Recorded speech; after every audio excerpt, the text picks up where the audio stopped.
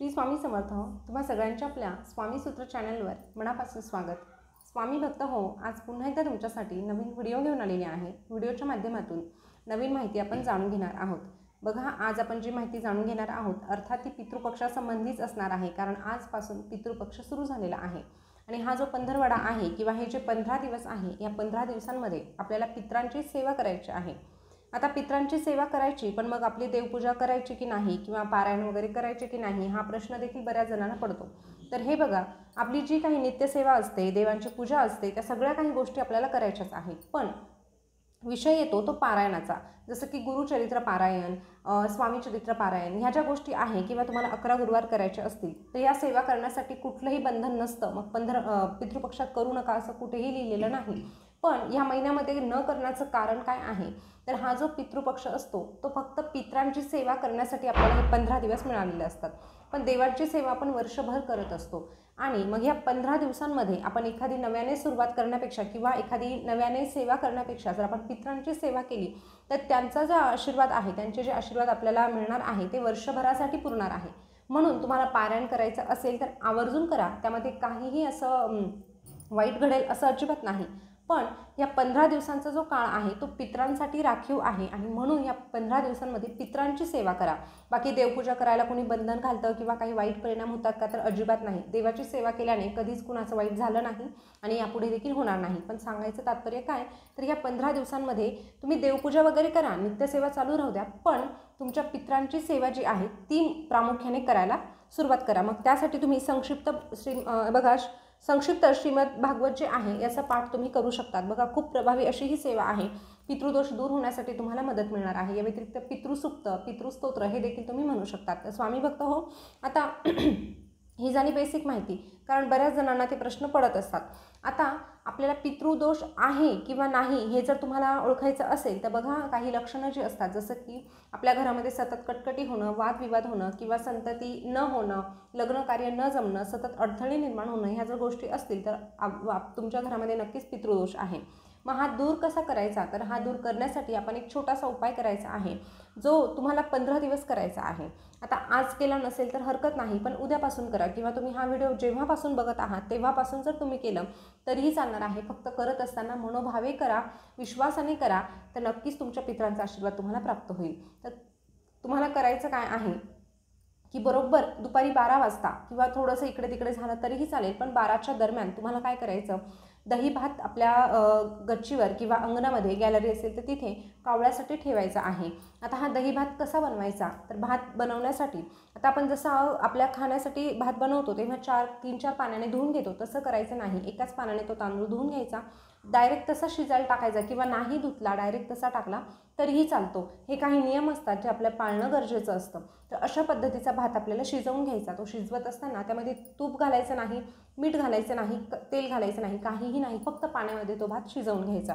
आता हा भात शिजवत असताना तुम्ही खाण्यासाठी जो भात बनवणार आहात त्यातला काढायचा नाही, तर तुम्हाला खाण्यासाठी हवं तर तुम्ही वेगळा बनवा आणि उपायासाठी वेगळा बनवा. आता दोनही आपण वेगवेगळ्या डब्यांमध्ये एका कुकरमध्ये शिजवलं तर चालेल, त्यासाठी काहीही हरकत नाही, फक्त वेगवेगळा असायला हवा हे लक्षात घ्या. अशा पद्धतीचा अळणी भात आपल्याला बनवून घ्यायचा आहे. आता बघा, अळणी भात बनवल्यानंतर त्यावर आपल्याला 2 ते 3 चमचे दही टाकायचं आहे, जेणेकरून तो भात व्यवस्थित दह्यामध्ये मिक्स होईल. आता भात खूप घ्यायचा का, तर नाही, तुम्ही साधी एक छोटी वाटी जरी घेतला तरीही चालणार आहे. पण अशा पद्धतीने दही छानपैकी त्यामध्ये मिक्स करायचं. त्यानंतर हा जो दही भात आहे त्यावर तुम्हाला थोडंसं हळदी कुंकू टाकायचं आहे किंवा हे जर याच्याऐवजी जर तुम्ही काळे तीळ टाकले तरीही चालणार आहे किंवा हळदी कुंकू, गुलाल असेल तर गुलाल, काही जण बुक्का देखील टाकतात. शेवटी प्रत्येक भागामध्ये काही गोष्टी बदलत असतात, वेगवेगळ्या असतात. तर तुमच्या भागामध्ये जसं करत असेल तशा पद्धतीने तुम्ही करू शकतात. पण ह्या गोष्टी जरी नसतील तरीही तुम्ही दही भात ठेवलात तरीही चालेल. पण काळे तीळ टाकण्याचा प्रयत्न करा, कारण काळ्या तिळाला विशेष महत्त्व असतं. 2 जरी दाणे टाकले तरीही चालते. अशा पद्धतीचा हा जो दही भात आहे तो तुम्हाला तुमच्या गच्चीवर ठेवून द्यायचा आहे. गॅलरीत ठेवा किंवा अंगणात ठेवा. शक्यतो दक्षिण दिशा निवडण्याचा प्रयत्न करा. दक्षिण दिशेला ठेवण्याची सोय असेल तर आवर्जून त्या ठिकाणी ठेवा. पण अगदीच तुमची सोय नसेल तर हरकत नाही, तुम्ही कुठेही ठेवलं तरीही चालेल. पण हा दही भात ठेवण्याची देखील एक पद्धत आहे. ठेवण्यासाठी तुम्ही एकतर एखादी डिश करू शकतात किंवा नारळाची जी करवंटी असते त्यामध्ये ठेवलात तरीही चालेल. पण ती कायमस्वरूपी जी डिश असणार आहे ती कायमस्वरूपी तुम्ही अशा घास ठेवण्यासाठीच करायची आहे, हे लक्षात घ्या. तुम्ही पुन्हा वापरात आणायची नाही, ही काळजी घ्या. आता हे ठेवत असताना खाली आपल्याला गोल करायचं आहे. जसं आपण देवांसाठी भरीव चौकोन करतो तसं पितरांसाठी गोल केला जातो, हे लक्षात घ्या. पाण्याने आपल्याला गोल आकार काढून घ्यायचा आहे आणि त्यावर हा दहीभात ठेवायचा आहे. त्यानंतर पितरांचं स्मरण करायचं की ज्या काही माझ्या हातून चुका झाल्या असतील त्यांना तुम्ही क्षमा करावी आणि घरासाठी भरभरून आशीर्वाद द्यावे, अशा प्रकारे तुमच्या मनाने प्रार्थना करायची. त्या ठिकाणी ओम पितृदेवताय नमः, ओम पितृदेवताय नमः, ओम पितृदेवताय नमः असं 3दा म्हणायचं आहे. आणि असं म्हणून झाल्यानंतर तो घास किंवा तो जो आपण दही भाताचा नैवेद्य आहे तो त्या ठिकाणी ठेवून द्यायचा आहे. तर बघा, अशा पद्धतीने जर तुम्ही दररोज ह्या 15 दिवसांमध्ये दररोज हा एक उपाय केला तर निश्चितच तुमचा पितृदोष दूर होईल. आता बघा, फक्त 15 दिवसातच करायचं का? तर नाही. दररोज जरी तुम्ही कावळ्याला अशा पद्धतीने अन्न खायला दिलं तर नक्कीच पितृदोष हा दूर होत असतो. पण ह्या महिन्याला किंवा ह्या 15 दिवसाला विशेष महत्त्व आहे, म्हणून या 15 दिवसात आवर्जून हा उपाय करा. आता दुसरा प्रश्न असा येतो की आमच्या इथे कावळेच येत नाही, मग दुसऱ्या पक्ष्यांनी खाल्लं तर चालेल का?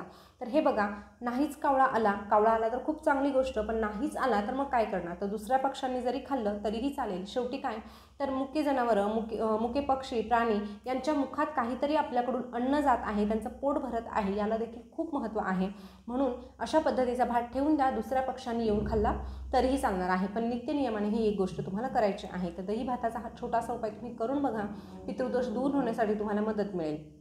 पितृदोषामुळे अनेक संकटांना, अनेक समस्यांना आपल्याला सामोरं जावं लागत असतं. त्यापासून मुक्तता हवी असेल तर नक्कीच छोटे छोटे उपाय करणं देखील गरजेचं आहे, त्यांचं स्मरण करणं देखील गरजेचं आहे. या व्यतिरिक्त ज्या काही तुम्हाला सुरुवातीला ज्या सेवा सांगितल्या त्या करणं शक्य होणार असेल तर आवर्जून त्या सेवा देखील करा. तर स्वामी भक्त हो, हा उपाय तुम्ही कराल अशी खात्री आहे. कोण कोण हा उपाय करणार कमेंट करून नक्की सांगा.